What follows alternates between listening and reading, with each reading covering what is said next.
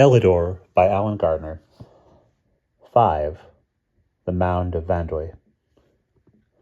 They were at the foot of the mound. "How do we get in?" said Roland. "Through the door." "What door? It's just turf." "That's why you are here," said Maelbron. "The door is hidden, but you can find it." "How?" said Roland. "Make the door appear. Think it, force it with your mind. The power you know fleetingly in your world is here, as real as swords. We have nothing like it. Now close your eyes. Can you still see the mound in your thoughts?" "Yes, there is a door in the mound," said Maelbron. "A door. What kind of door?" said Roland. "It does not matter. Any door. The door you know best. Think of the feel of it, the sound of it. A door. The only door. It must come. Make it come." Roland thought of the door at the new house. He saw the blisters in the paint and the brass flap with letters outlined in dry metal polish. He had been cleaning it only yesterday. It was a queer door to be stuck in the side of a hill. "I can see it. Is it there? Is it firm? Could you touch it?" said Maelbron. "I think so," said Roland. "Then open your eyes. It is still there." "No, it's just a hill." "It is still there," cried Maelbron. "It is real. You have made it with your mind. Your mind is real. You can see the door." Roland shut his eyes again. The door had a brick porch, and there was a house leek growing on the stone roof. His eyes were so tightly closed that he began to see colored lights floating behind his lids, and they were all shaped like the porch entrance.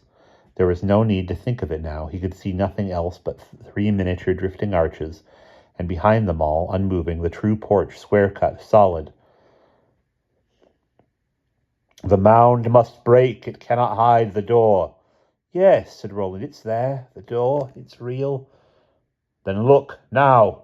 Roland opened his eyes and saw the frame of the porch, stamped in the turf, ghostly on the black hill, and as he looked, the frame quivered, and without really changing, became another door, pale as moonlight, gray as ashwood, low, square, stone dolmen arch made of 3 slabs, 2 uprights, and a lintel. Below it was a step carved with spiral patterns that seemed to revolve without moving. Light spread from the doorway to Roland's feet. "The door will be open as long as you hold it in your memory," said Maelbron. "Aren't you coming?" said Roland. "No, the light is death in Elidor. It will not harm you, but be ready. We have word of something merciless here, though we do not know what it is." Behind the dolmen arch, a straight and level passage went into the hill. "You will wait," said Roland. "I shall wait. I'm frightened." The idea of stooping into that narrow opening in the ground choked his breath. He would be hemmed in by rock. The walls leaned, and there would be earth piled over his head, earth on top of him, pressing him down, crushing him. The walls would crush him. He tasted clay in his mouth. "I can't do it." Excuse me. He said, "I can't go in. Take me back. It's nothing to do with me. It's your world, and it's all dead." "No," said Maelbron. "Gorius lives." But the golden castle was shrouded in Roland's mind, and its flames were too far away to warm the pillar of the mound. "Find someone else, not me. It's nothing to do with me." "It is," said Maelbron. "Our worlds are different, but they are linked in subtle ways, and the death of Elidor would not be without its echo in your world." "I don't care. It's nothing to do with me." "It is," said Maelbron. His voice was hard. "Your sister and your brothers are in the mound." Roland saw the glove lying free now beside the gray spirals. "They went each in their turn," said Maelbron. "Time is different here." "What's happened to them?" said Roland. "They have failed, but you are stronger than any of them." "I'm not." "Here in Elidor, you are stronger." "Do you mean that?" said Roland. "Much stronger. You will go." "Yes," said Roland. Now that there was no choice, the panic left him. "Take this spear," said Maelbron. "The last treasure for the last chance. It will give comfort beyond the temper of its blade." Roland held the spear. Fires moved deep in the metal, and its edge was a rainbow. What are the other treasures? Said Roland. A sword, a cauldron, and a stone. Except these, trust nothing, and do not think twice to use the spear, for little you may meet in Vandwy that can be good. The light of the mound was white and soft, and appeared to come from nowhere, which made the passage indistinct. Excuse me. Without texture. Excuse me. Or shadows. There was nothing on which Roland could focus. Sometimes he felt that he was not moving. At others, that he had traveled a long way, much farther than was possible if he had gone straight into the mound. When he looked back, the doorway was lost in the thick light. But he became aware of a sound, or rather the memory of a sound. It was not loud enough for him to hear, but he kept shaking his head to break the rhythm of 5 or 6 notes, many times repeated like drops of water, and he noticed small changes in the fabric of the light, less than the shimmering of silk. But they were keeping time with this pure, soulless beauty that he could not hear. And still the passage continued. Roland was worried now. Something was wrong, or he had lost all his senses of bearing. "Where's the end?" he said aloud, more to hear his voice than to ask a question. But then he stopped. As he had spoken the words, there had been a brief flaw in the light, a blemish that was gone the moment it came. "The end of the tunnel," said Roland. It came again, a triangle of light, within the light, an arch. "The end of the tunnel." Roland hung on the thought with all his will, and again the arch appeared, more fixed now. "Stay there."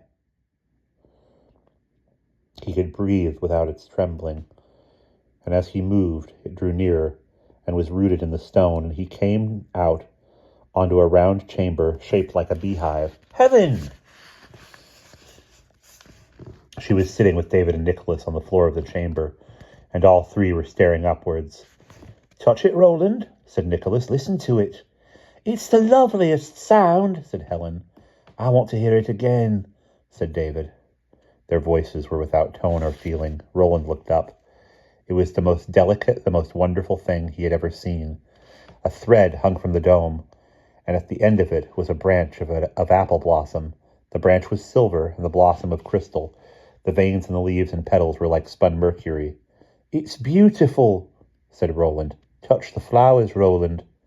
They make music when you touch them, the loveliest music." "It's beautiful," said Roland. "Touch them. The flowers. Touch." The branch was so still that it seemed to move under Roland's gaze, and there was a fragrance of sound all about him, a music that he could not quite hear, a fading harmony of petals. "Touch them, Roland." If he touched them, they would sing, and the music would be unlocked from the crystal, and he would hear, "Touch." If he could reach them, the branch was coming nearer. If he stood on tiptoe and stretched upward with his spear, but as Roland lifted the spear, flecks of yellow light cracked round his head, and he pulled back his arm, tingling with shock. "Touch the flowers, Roland." "You touch them," said Roland. "Why don't you? You can't." He looked up again. The branch was dropping toward him on its thread like a spider. "I'll touch them," cried Roland, and he swung the spear. The air burst round him as discords of sound that crashed from wall to wall died away, and everything went black. Helen screamed, but it was Helen and not a mindless voice. "Where are you?" said Nicholas. "There's a light," said David. "It's my spear," said Roland. "I'll hold it up. Are you hurt?" "We're okay," said Nicholas. They all made toward the spear and crouched together round it. "What's happening?" "We're in the hill," said Roland. "Don't you remember?" "Hill," said David. "Yes, the treasures. And Maelbron. But there was light. I smashed the apple branch." "An apple branch. I looked at it. I touched it. I can't remember." "The treasures," said Roland. "Did you find the treasures?" "No." "What's that?" said Helen. "Over there." "And there," said David. "And on the other side, too." They were growing used to the spear light, and they could just make out the wall of the rock chamber. There were 4 arches on it. One was black, the passage mouth, but the others shone faintly. "I'll keep look over there," said Roland.